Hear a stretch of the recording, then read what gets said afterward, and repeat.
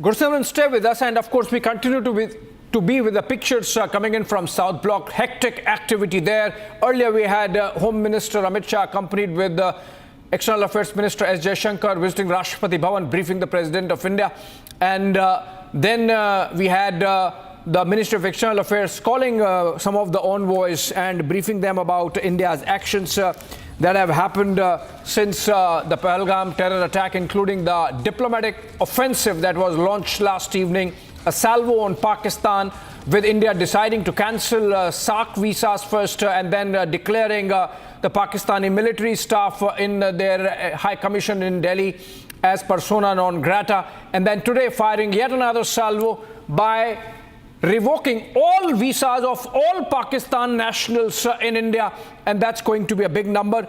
And they have been asked to leave in 72 hours. So effectively all Pakistanis except for their diplomatic staff, which is about 55 as of now, set to be tapered to 30 by May 1, are expected to leave India now. Their visas are revoked and they have to be expelled if they don't leave.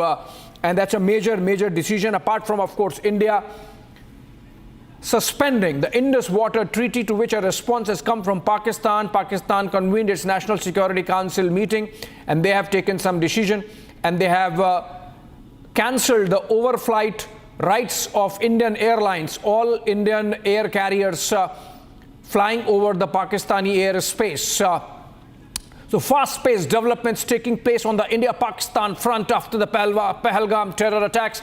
Prime Minister underscoring his resolve. These are pictures from earlier from the Rashtrapati Bhavan, where Union Home Minister Amit Shah went to brief the President of India, the Supreme Commander of the Armed Forces, on the evolving situation in Jammu and Kashmir and in New Delhi vis-a-vis the Pahalgam terror attack.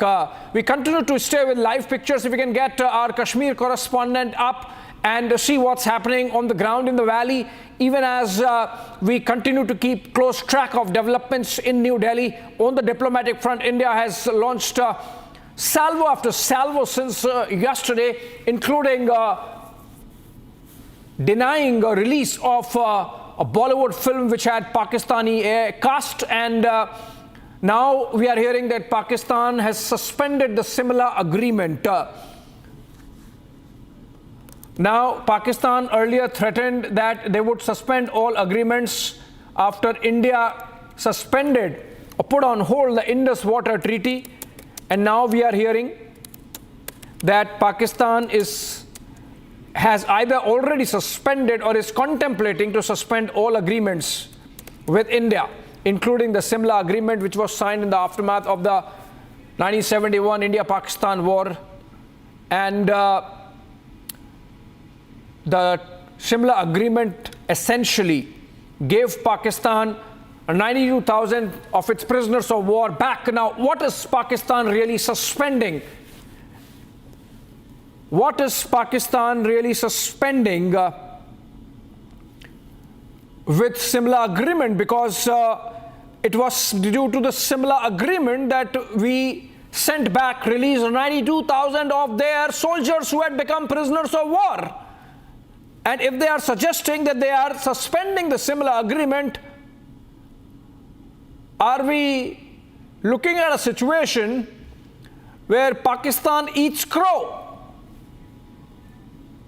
And Gursimran continues to be with us. Let's take a dip in once more. Gursimran, what's expected of the Chief of Army Staff, General President Droupadi's visit to Pahalgam that happens tomorrow? Remember, he has been the Northern Army commander. He knows the area like the back of his hand. What's expected tomorrow of the chief's visit?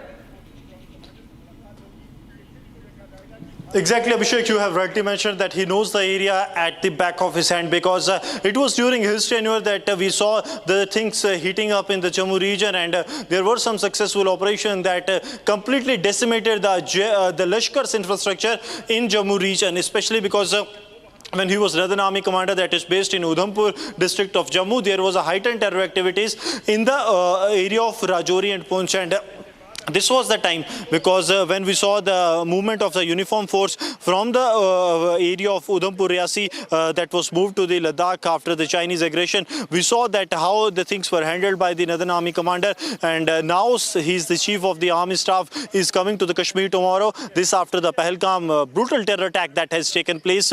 We are told that as soon as he arrives in the Kashmir Valley, the first briefing that he will be having will be from the Northern Army commander, Lieutenant General M.V. Suchendra Kumar, who will be briefing him on the prevailing scenario. The important briefing will include the working of the forces and the formations that are in the Kashmir Valley and also in the Pir Panchal region. So not only the Victor Force but also the Romeo Force briefings will be done to the Chief of the Army Staff with regards to the ongoing operation. Reason being that it is believed that this group has crossed over from the Pir Panchal, that area comes under the Romeo Force of the Indian Army, to the South Kashmir that comes under the Victor Force of the Indian Army. So both the briefings will be done so that they can have an idea that what has been the pattern of the movement of these terrorists. After the briefing, he will be going to the Pahalgam as being told for now regarding his visit to the Kashmir Valley, and then in Pahalgam, the attack site, he will be briefed by the Corps Commander of the Victor Force, that is the Victor Force Commander, regarding these operations that are underway. These are especially with regards to the anti-terror operations only in the hinterland area. When it comes to the line of control, it is unclear whether he will be visiting, because there has been a successful operation in the Uri in Baramulla,